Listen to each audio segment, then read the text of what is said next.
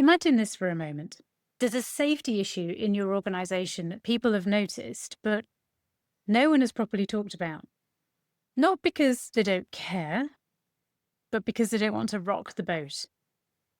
And what if that silence is doing more damage to trust and morale and leadership credibility than the actual risk itself? This is Work Well, Lead Well, and today we're talking about how to have difficult safety conversations without damaging relationships or morale. Because for most leaders, the challenge isn't knowing there's a safety issue, it's in that moment, just before the conversation, when you're weighing up whether saying something is going to help or whether it's going to make things worse. And if that hesitation sounds familiar, then you're not alone. Most leaders are not avoiding these conversations because they're careless or they're conflict averse. They actually avoid them because they care about people. They don't want to knock someone's confidence. They don't want to come across as nitpicky. They don't want to damage relationships that they rely on every day.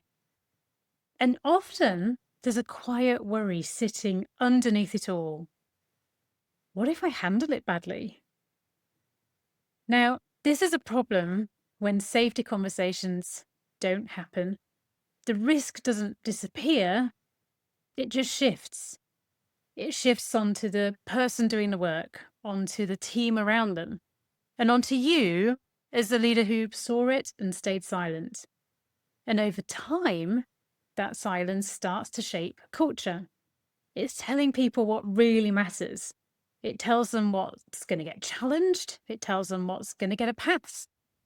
And the thing I want to get across today is the goal isn't to become more confrontational, it's to become more intentional.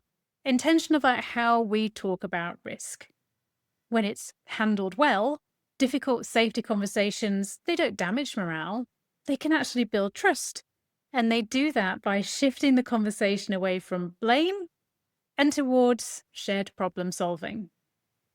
Most safety conversations don't go wrong because of what's said, they actually go wrong because of how they start. A conversation that begins with a rule, a correction, or a judgment is going to immediately put the other person on the defensive. Even when the intent is good, what the brain actually hears is, I'm in trouble. So the first shift is a simple one. Let us move from authority to curiosity. So if you're not sure how to open a conversation, try this. Can I check something with you?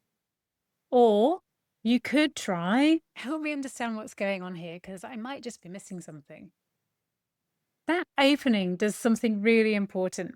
It signals that you're not there to catch someone out, that you're open to their perspective, and that this is a conversation and not a telling off.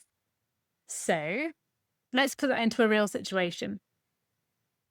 You notice somebody at work is working in a way that's going to increase risk. And instead of leading with, that's not safe, you shouldn't be doing that, what you should actually start with is, can I check what the plan is here? In most cases, what comes back isn't carelessness, it's time pressure. Maybe it's some missing equipment or a workaround that's slowly become normal, or perhaps it's even a genuine misunderstanding. And that's the moment that the conversation can change. You're no longer correcting their behavior. You're understanding the conditions that actually created the risk. You're on your way to finding the root cause.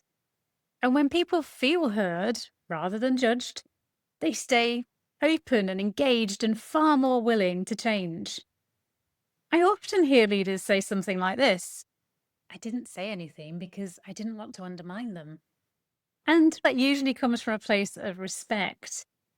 It's because that person that they're talking to is experienced, they're trusted, they've been doing the job a long time, but experience can sometimes make risk feel smaller than it is. And again, not because people are careless, but because familiarity, it quietly dulls our sense of exposure. And that's why these conversations matter most with the people we respect most. Not to challenge their competence, but so we can protect it. Once a conversation starts well, the next challenge is making sure it doesn't feel personal. And this is where a lot of leaders hesitate, especially when they're talking to experienced people or people that they respect. So it helps to be really explicit about what the conversation is and what it isn't. So you might say, this isn't about you doing something wrong, it's about the risk it's creating. Or you could say, I trust your intent here. My concern is the exposure that it puts you in. And that small shift protects dignity. It makes clear that competence and character aren't under question, and the focus is the hazard, not the human. And when dignity is protected, people stay engaged rather than defensive.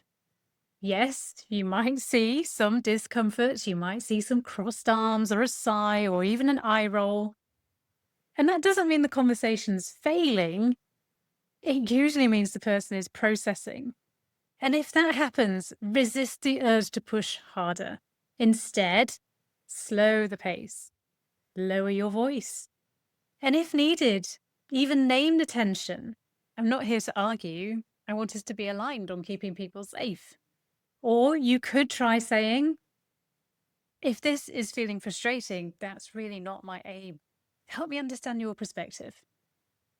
Calm leadership is contagious. The steadier you are, the easier it is for the conversation to stay constructive. What's interesting is that leaders often worry about the reaction to one conversation, but we rarely think about the impact of having no conversation. When people see risks go unchallenged, they don't assume that leadership hasn't noticed.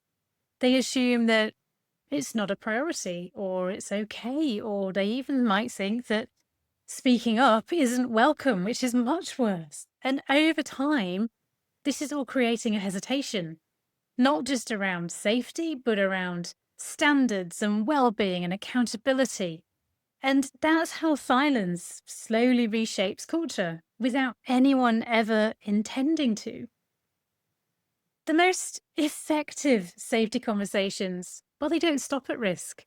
They connect to what people already care about.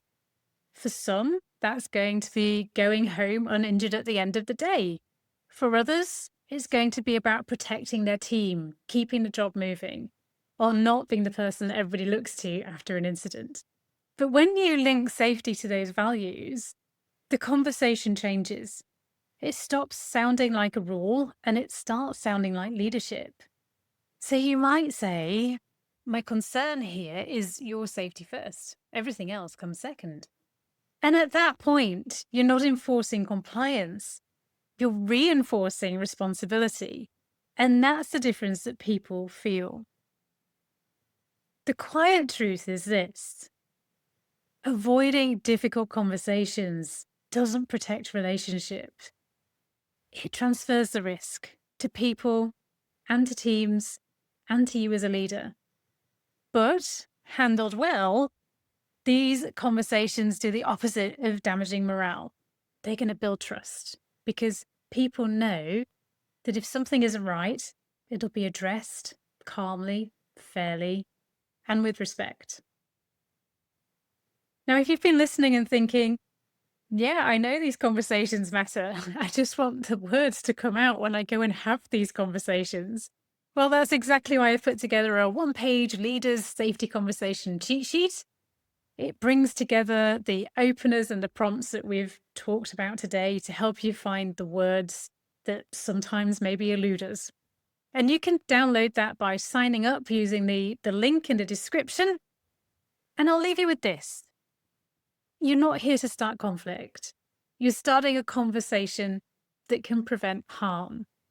And the way you handle that conversation says more about your leadership than avoiding it ever could.